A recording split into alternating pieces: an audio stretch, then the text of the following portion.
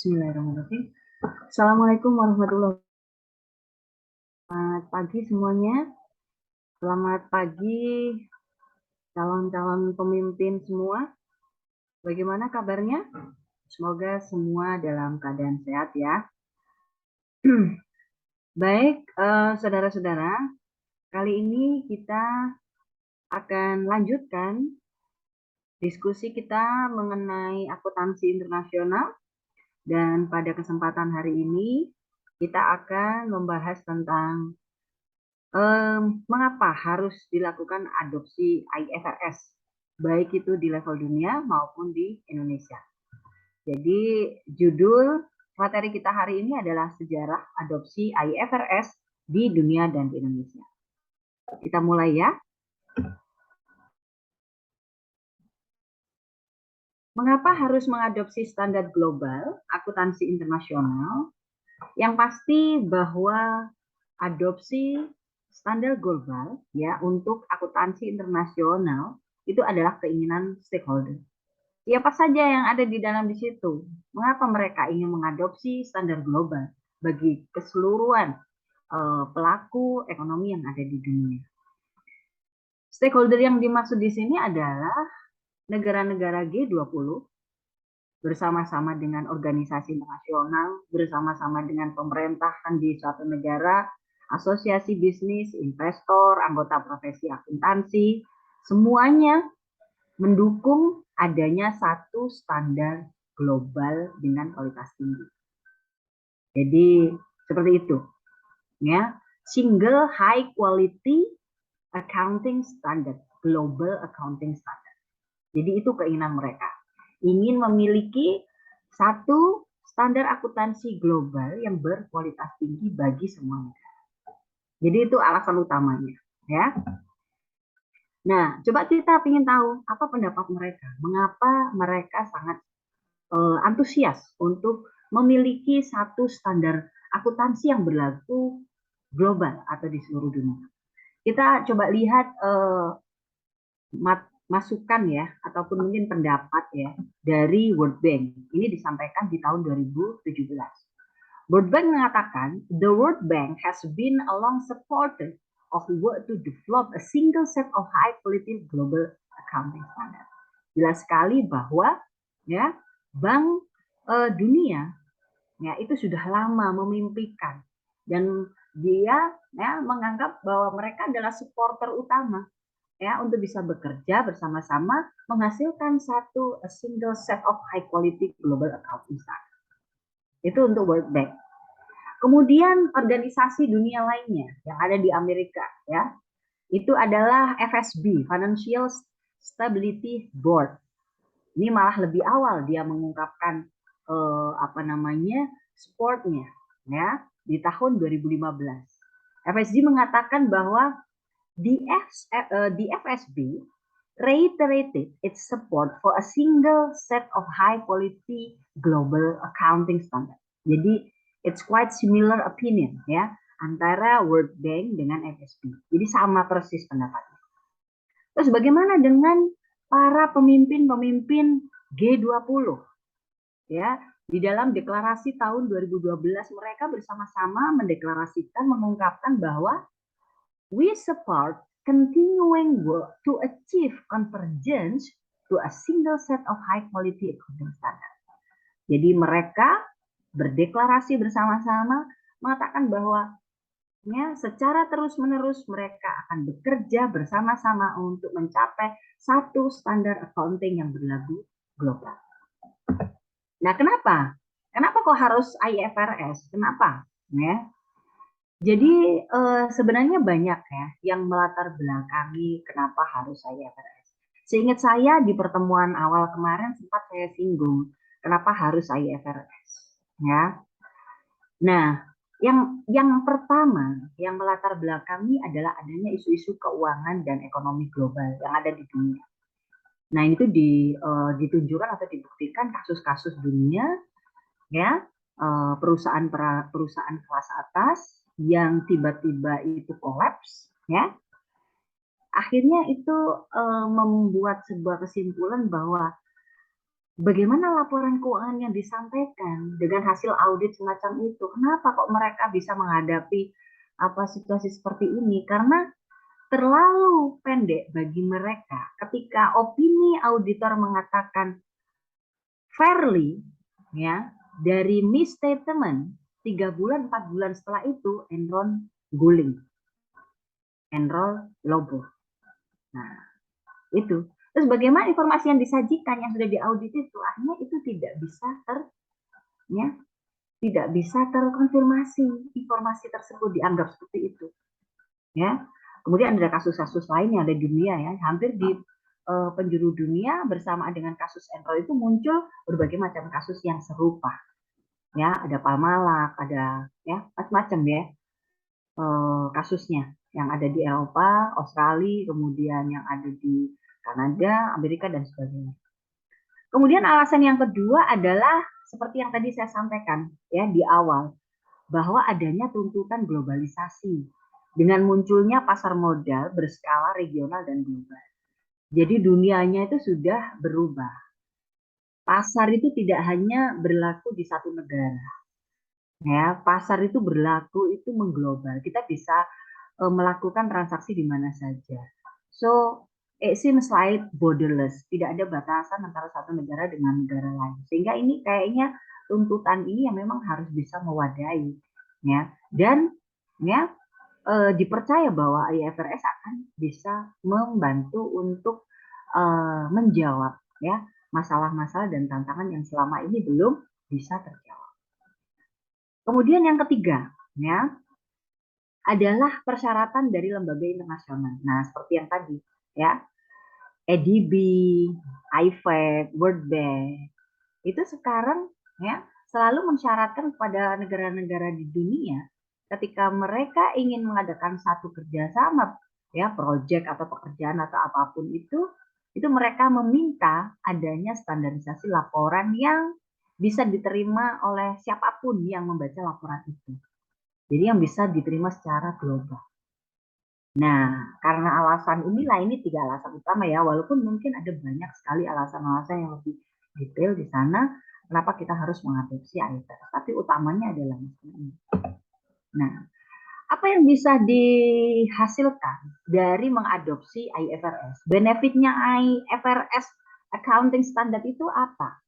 Ya, kalau di dalam saya ambil dari ini, ya, websitenya IFRS Foundation, ya, mereka mengatakan bahwa IFRS accounting standard addresses this challenge by providing a high quality, internationally recognized set of accounting standards that bring transparency, accountability, and efficiency to financial market around the world.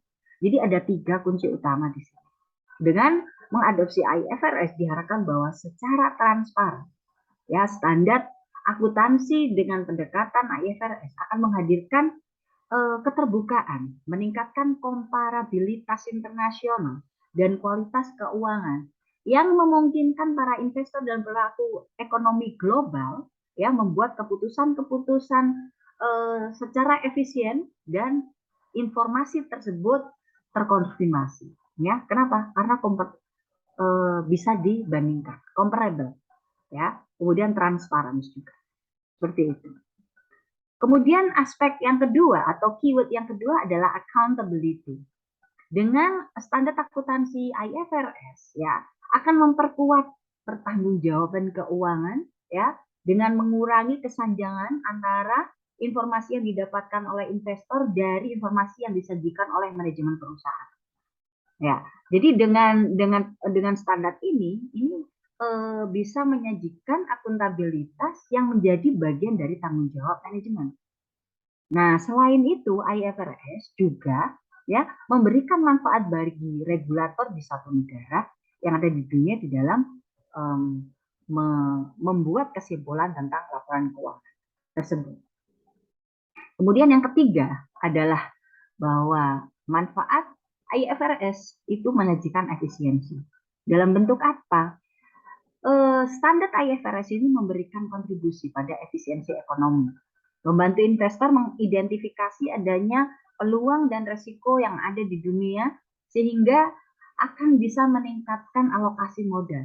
Nah, bagi pebisnis, ya, bagi bisnis ini, penggunaan satu bahasa akuntansi itu dipercaya bisa mengurangi biaya modal dan juga mengurangi biaya pelaporan internasional. Kalau dulu dia harus menyajikan beberapa laporan yang berbeda, ya, karena apa? Mereka memiliki standar secara lokal, kemudian bagaimana laporan keuangan itu bisa diterjemahkan dan diinterpretasi di tingkat global. Tapi kalau dengan IFRS, karena ini a single, ya, jadi istilahnya kita kembali lagi, ya, apa? A single set of high quality global accounting standard, ya, makanya dianggap efisien di sini. Nah, bagaimana proses penyusunan IFRS waktu itu ya? Ada empat langkah ya penyusunan IFRS ya.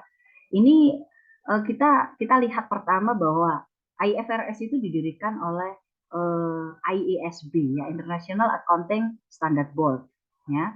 Nah, selain IASB ya, ada penyusun-penyusun dari 4 organisasi lain ya, ada IC ya, ada IOSOC ya, dan ada juga IFAC. Ini juga mereka bersama-sama menyusun bagaimana supaya ini bisa diterima oleh global ya. Karena kalau kita ngomong global ya itu akan mengakomodir semua kepentingan gitu. Nah, kemudian IFRS ini adalah bagian dari, jadi sebelum adanya IFRS itu dulu ada namanya International Accounting Standard IAS ya. Nah, IFRS ini sebenarnya adalah bagian dari IAS. Dia ambil sebagian besar dari IAS. Ya, hanya saja IAS ini kemudian dilanjutkan perkembangannya menjadi standar baru yang bisa diterima secara global, ya, yang namanya IFRS. Nah, seperti apa perkembangan awal dari IFRS di dunia ini? Nah, ini dimulai dari tahun 2001 ya. Ketika kasus-kasus besar ya di seluruh dunia itu terjadi, itu sekitar tahun ini ya, 2001. Jadi IASB ya itu pertama kali didirikan tahun 2001. Dan kemudian IASB inilah yang kemudian mengembangkan IFRS di tahun 2001. Kemudian 2 tahun setelah itu di tahun 2003 ya IFRS disusun pertama kali ya. Ada 19 negara yang membutuhkan kepatuhan secara standar internasional. Jadi seperti yang saya tadi katakan bahwa bagaimana ini bisa mengakomodir semua kepentingan dan persyaratan kepatuhan secara global ya. Kemudian Uni Eropa juga ya di tahun 2004-2005 itu telah mewajibkan negara-negara Eropa mengadopsi IFRS untuk perusahaan-perusahaan yang terdaftar di yurisdiksi ya. Seperti itu. Kemudian di tahun 2005 mulai diaktifkan. Nah, termasuk di dalamnya adalah kisaran 2005 itu Australia juga melakukan adopsi IFRS dan efektif diadopsi 2 tahun setelah itu di tahun 2007. Di tahun 2007 itu hampir 70 negara termasuk Eropa sudah mengadopsi IFRS. 40 negara masih berproses, contohnya Cina, Brazil, ya, Jepang, India, Kanada, dan Amerika. Ya, Amerika pun juga masih tahun 2007. Memang awal muawal IFRS itu memang diinisiasi awalnya memang yang udah menerapkan adalah Uni Eropa ya. Nah, bagaimana dengan proses yang ada di Asia? Ya, di tahun 2011 itu Singapura, ya, Thailand, India itu memulai ya. Tapi sebenarnya Singapura itu sudah mulai adopsi itu tahun 2005. Hanya pemberlakuan secara efektif dari standar IFRS itu di tahun 2011. Sehingga prosesnya cukup lama ya, lebih dari 6 tahun dia berproses. Thailand itu juga baru melakukan adopsi 2011, India juga, termasuk juga Afrika Selatan. Nah, bagaimana dengan Indonesia dan negara-negara lain yang ada di Asia Tenggara? Ya, Malaysia itu 2012 ya, itu langsung mengadopsi. Jadi dia fully adopted. Jadi IFRS langsung dianggap sebagai standar dia. Jadi seperti itu. Tapi kalau Indonesia enggak ya. Jadi Indonesia itu sebenarnya sudah ada proses di tahun 2009. Kemudian efektif baru berlaku 2012. Tetapi ini tidak seperti yang berlaku di Malaysia. Kalau Malaysia kan fully adopted. Jadi IFRS itu tinggal diambil semuanya dipakai sebagai standar dia. Kalau Indonesia enggak, ya enggak, ada sedikit beda di sana karena Indonesia perlu proses ya. Mungkin kalau Malaysia mungkin negaranya nggak terlalu sebesar Indonesia ya, jadi mungkin lebih mudah dia melakukan apa istilahnya penentuan kebijakan dalam waktu dekat seperti itu. Tapi kalau di Indonesia ini kita masih perlu waktu untuk bisa adopt step by step gitu ya. Nah, apa sih sebenarnya hubungan IFRS dan kebutuhan dari adopsinya? Ya, jadi diawali dari IFRS itu sendiri, ya. Di sana mulai dilakukan penggolongan sistem akuntansi. Nah, dari penggolongan sistem akuntansi ini ada standar akuntansi nasional di suatu negara masing-masing. Nah, ini disesuaikan di sini. Ada proses penyesuaian mana yang harus patuh ya terhadap apa yang sudah ditetapkan di dalam IFRS. Mana yang perlu disesuaikan, nah itu harus dilakukan penyesuaian ya dari standar nasional yang ada di masing-masing negara. Nah, dari proses inilah tentu ada namanya dampak adopsi ya. Dampak adopsi. Makanya kenapa ketika pertama kali kita mengadopsi itu tidak langsung berlaku efektif. Ada jeda paling indah itu 2 tahun ya dari pertama kali kita melakukan adopsi. Untuk apa? Menyajikan laporan keuangan. Karena kalau dampak adopsinya itu cukup material, maka penyajian dari laporan keuangan itu harus ada proses yang namanya restatement ya penyajian kembali. Maka dari itu kenapa tidak bisa langsung dia berubah begitu. Nah, apa namanya di masing-masing negara itu proses pengadopsiannya nggak sama ya. Jadi ada level perbandingan adopsi IFRS antara negara satu dengan negara lain. Ada yang langsung mereka fully adopted, ada yang part by part ya, ada yang step by step ya dan sebagainya. Jadi ini semuanya tergantung dari kondisi negara itu. Nah, semua ini dilakukan dalam rangka untuk comply terhadap ya standar IFRS itu sendiri. Ya, semacam itu. Nah, jenis-jenis adopsi itu ada macam-macam. Seperti tadi sempat saya singgung. Ada full adoption ya. Kayak di Malaysia itu full adoption ya. Ini di mana satu negara ini mengadopsi seluruh produknya IFRS dan menerjemahkannya dalam bahasa negara mereka dan langsung digunakan. Itu namanya full adoption. Kalau adopted, ya itu mengadopsi seluruh IFRS namun disesuaikan dengan kondisi negara tersebut. Kalau piecemeal dia hanya mengadopsi sebagian besar standar IFRS dengan nomor standar tertentu dan memilih paragraf-paragraf tertentu saja. Kalau dia reference ya itu sebagian referensi standar yang ditetapkan hanya mengacu pada IFRS tertentu dengan bahasa dan paragraf yang disusun sendiri oleh badan pembuat standar di negara yang bersangkutan. Dan yang terakhir jenis adopsinya adalah not adopted at all, bahwa dia memang benar-benar tidak melakukan adopsi terhadap standar IFRS. Jadi seperti itulah. Posisi Indonesia di mana itu yang kedua ya. Adopted, mengadopsi seluruh IFRS namun disesuaikan dengan kondisi di negara tersebut. Seperti itu. Nah, tahapan Dewan IFRS memastikan bahwa kepatuhan adopsi terhadap IFRS itu telah dilakukan oleh satu negara itu bagaimana? Nah, ini prosesnya ini ya. Jadi ini prosesnya. Pertama menetapkan agenda. Jadi di setiap negara mereka memiliki dewan standar. Ya, nah dewan standar itu menetapkan agenda, kemudian merencanakan proyek. IFRS ini kan proyek ya. Proyek apa? Menyusun standar begitu. Ya. Kemudian mengembangkan dan menerbitkan discussion paper. Kemudian mengembangkan dan menerbitkan exposure draft. Kemudian mengembangkan dan menerbitkan standar, ya. Dan dilakukan prosedur terhadap penerbitan IFRS. Nah, dalam proses ini di dalamnya ada termasuk konsultasi publik ya. Seperti kapan hari itu ya, kami anggota IAPI dan IAI itu selalu mendapatkan email dari Dewan Standar untuk memberikan masukan-masukan terhadap standar yang ada di sana. Itu kira-kira apa aja masukannya yang mungkin perlu disesuaikan dari apa yang sudah disusun oleh Dewan Standar dan tim seperti itu. Nah, kepatuhan terhadap proses adopsi IFRS itu dilihat dari sejauh mana negara atau entitas tersebut menerapkan pada batang tubuh standar nasionalnya. Semakin lengkap satu negara atau entitas menerapkan penerapan IFRS dalam laporan keuangan yang dilaporkan, ini berarti menunjukkan tingkat kepatuhan negara tersebut terhadap IFRS. Jadi semacam itu. Alright, kita lanjutkan ya. Bagaimana dengan perkembangan di Indonesia itu sendiri secara spesifik ya?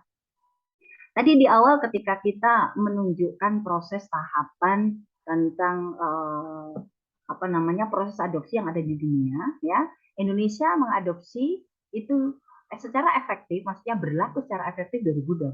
Tapi itu udah dimulai sebenarnya ide atau agendanya 2009, tetapi actionnya itu di 2010. Kita lihat di sini, mulai dari 2010 sampai 2012 ini adalah proses keseluruhan adopsi IFRS ke dalam PSAK, penyataan standar akuntansi keuangan.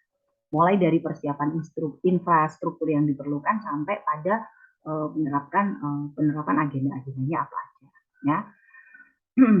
Jadi di sini disebut sebagai tahap adopsi.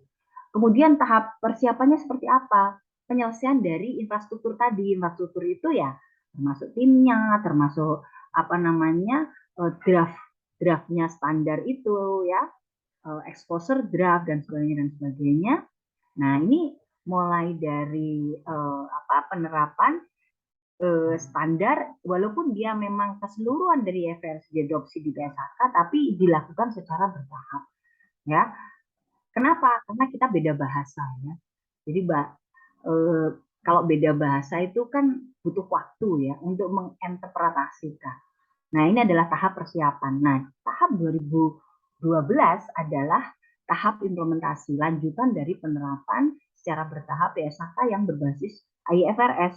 Dan di tahun 2012 ini pun juga secara bersamaan dilakukan evaluasi dan kelola dampak dari adopsi terhadap PSAK yang baru secara komprehensif. Sehingga sampai dengan hari ini pun itu terus kita berbenah sampai pada benar-benar fully complied ya, comply terhadap IFRS. Baik ya. Nah,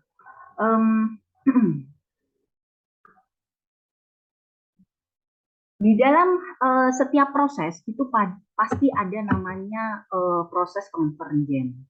Mengapa perlu adanya proses dari konvergensi ini?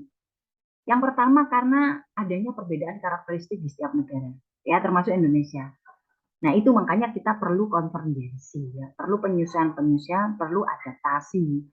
Nah selain karena perbedaan karakteristik juga, kita secara bertahap ingin meningkatkan daya saing laporan keuangan kita Indonesia dibandingkan dengan laporan keuangan perusahaan di negara lain, ya supaya tadi ya tujuan comparable itu bisa dibandingkan, komparatif itu bisa dibandingkan, itu tercapai. Kemudian adanya kesepakatan pemerintah Indonesia dengan forum negara-negara G20. Ingat bahwa kita adalah anggota G20 sehingga ya komitmen itu harus kita tunjukkan dan dibuktikan ya dari kesepakatan dari deklarasi 2012 tadi. Kemudian kenapa perlu konvergensi? Karena juga diperlukan persiapan si pelaksana. Ya, pelaksana itu siapa? Ya, banyak mulai dari akuntan di perusahaan, auditornya, manajemennya, tax officialnya, regulatornya, ya, itu disesuaikan semuanya pada ketentuan global. Makanya perlu proses yang namanya konvergensi tadi. Dan yang terakhir, ya, adalah dengan konvergensi akan memberikan manfaat untuk perusahaan, khususnya yang akan melakukan cross border listing. Artinya apa? Cross border listing itu yang mau dia listing di negara lain. Nah, itu ya. Dengan konvergensi ini ada persiapan yang cukup panjang dan ini bagus, artinya dengan melihat kondisi yang ada di dunia, di global itu seperti apa, konvergensi ini sangat diperlukan oleh perusahaan-perusahaan yang mau listing di luar negeri. Seperti itu.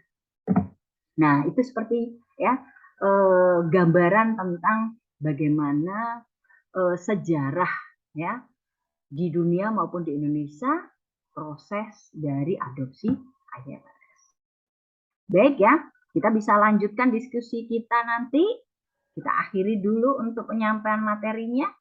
Semoga bermanfaat. Terima kasih. Assalamualaikum warahmatullahi wabarakatuh. Selamat pagi.